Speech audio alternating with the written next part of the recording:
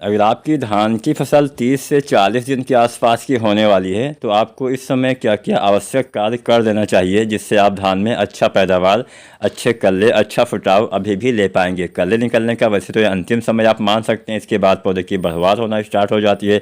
लेकिन अगर आपने देर से रोपाई की, अभी भी आपकी फसल 25 दिन, 30 दिन, 35-40 दिन के आसपास है, तो कुछ तरीके अपना के आप जो कल्ले अभी छोटे रह गए उनको अच्छे से ग्रोथ कर सकते हैं। ज़्यादा कल्ले फुटाव पाने का अंतिम समय आप ये मान सकते हैं। तो पूरा वीडियो आज की ज़रूर देखिएगा। पहले बेसिक बातें जानेंगे, उसके बाद कुछ आवश्यक चीज़ें आपको बताएंगे।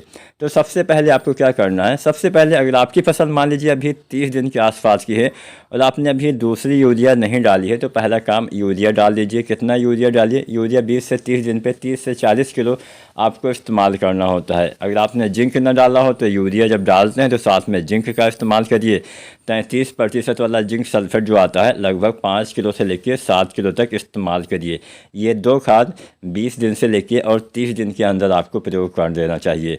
अब इस अवस्था तक अगर आपने पोटास का इस्तेमाल ना किया हो तो लगभग 20-25 किलो पोटास की पूर्ति कर दीजिए। अगर इस्तेमाल किया है पहले से तो अच्छी बात है। अब यहाँ पे ये दो खादें, जैसा कि मैंने बोला, यूरिया और जिंक का इस्तेमाल किया जाता है।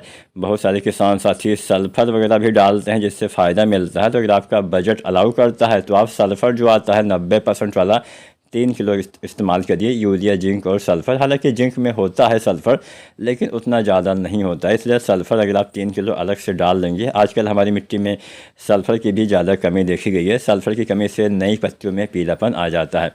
तो सल्फ़र डालेंगे तो पौधे में अच्छे से लाभ मिलेगा। सल्फ़र आपके नाइट्रोजन की क्षमता को भी बढ़ा देगा, यानी जो आप यूरिया डालेंगे वो पौधे ज़्यादा मात्रा में उपयोग में ले पाएंगे। तो पहला काम करिए, सिंचाई करिए। पानी अगर नमी है तो अच्छी बात है, नमी ना हो तो पहले आप पानी लगाइए, सिंचाई करिए, उसके बाद ही आपको यूरिया, जिंक और सल्फ़र का इस्तेमाल करना चाहिए। सिंचाई पहले करना है, बाद में खाद डालना है तो ही ज़्यादा लाभ मिलेगा। अगर आप यूरिया पहले डालते हैं बाद में सिंचाई करते हैं तो यूरिया पानी के साथ बहुत जल्दी नीचे चला जाता है, जिससे उसका ज़्यादा लाभ आपके पौधे ले नहीं पाते हैं। अब इस अवस्था तक मान लीजिए आपने यूरिया वगैरह डाल दी थी तो अच्छी बात है, फिर भी फसल कमज़ोर है तो एक एनपीके आता है 19-19-19, इसका इस्तेमाल कर दीजिए। एनपीके 19-19-19 1 किलो से लेकर 1.5 किलो पर एकड़ के हिसाब से आप इस्तेमाल करिए। आप चाहें तो साथ में सागरिका जो लिक्विड रूप में आता है, तरल रूप में, उसका इस्तेमाल कर सकते हैं।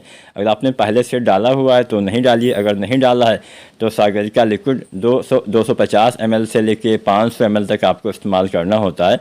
और साथ में एनपीके 19-19-19 1 से लेकर 1.5 किलो अलग अलग घोल बना के आप एक साथ डाल सकते हैं। इसके इस्तेमाल से बढ़िया फ़ायदा मिलेगा, आपके पौधे में अच्छा फुटाव होगा, अच्छी हरियाली आएगी, अच्छे से कल्ले आएंगे और बहुत अच्छा लाभ मिलेगा। कमज़ोर फसल है तो ये दो चीज़ें आपको डालनी चाहिए। अगर आप सागरिका नहीं भी डालते हैं तो एनपीके 19-19-19 भी आप डाल सकते हैं। अब यहाँ पे किसान साथियों, अब थोड़ा सा आगे बढ़ते हैं। जब हमारी फसल लगभग 40 दिन के आसपास की होने वाली होती है तो 40 से 50 दिन के बीच में हम अंतिम यूरिया डालते हैं। तो अंतिम यूरिया 30 से लेकर 40 किलो तक आपको इस्तेमाल करना होता है। और बहुत सारे किसान साथी पोटास 2 भागों में डालते हैं, तो अंतिम पोटास भी आप डालिए। 15-20 किलो पोटास रोपाई के समय डालते हैं बहुत से किसान साथी, और 15-20 किलो पोटास डालते हैं 40-45 दिन पे। तो वही अंतिम पोटास के साथ अंतिम यूरिया आप इस्तेमाल करिए। 50 दिन के बाद हम कोई भी खाद मिट्टी में इस्तेमाल नहीं करेंगे, यह बात आपको लेके चलना है। अगर आप 50 दिन के बाद यूरिया वगैरह डालते भी हैं तो पौधे की हाइट बढ़ने के अलावा कोई दूसरा लाभ नहीं मिलेगा, बीमारी ज़्यादा आएगी और आपको उल्टा नुकसान होने की संभावना रहेगी। तो इसीलिए पौधे की वैसे हमें बहुत ज़्यादा तो बढ़वार नहीं चाहिए होती है। ज़्यादा पौधे लंबे होने से फसल गिरने की संभावना भी काफ़ी बढ़ जाती है। अब अगर आप सागरिका नहीं डालते हैं तो आप कोई दूसरी चीज़ भी डाल सकते हैं। मैं ऐसा कोई रिकमेंड नहीं कर रहा कि आपको सागरिका ही इस्तेमाल करना है। आप दूसरी कंपनी का भी कोई बायोवीटा आता है या फिर कोई भी अच्छी कंपनी, उसका इस्तेमाल कर सकते हैं। वैसे अगर आपने शुरुआत में दानेदार रूप में इनका इस्तेमाल किया हुआ है तो डालने की भी आवश्यकता नहीं है। आप ह्यूमिक एसिड भी अलग से डाल सकते हैं, वो भी आपको मिल जाता है। कई बार ह्यूमिक एसिड अलग से मिलता है या फिर इसके साथ ह्यूमिक एसिड और फ्लोविक एसिड भी मिल जाता है।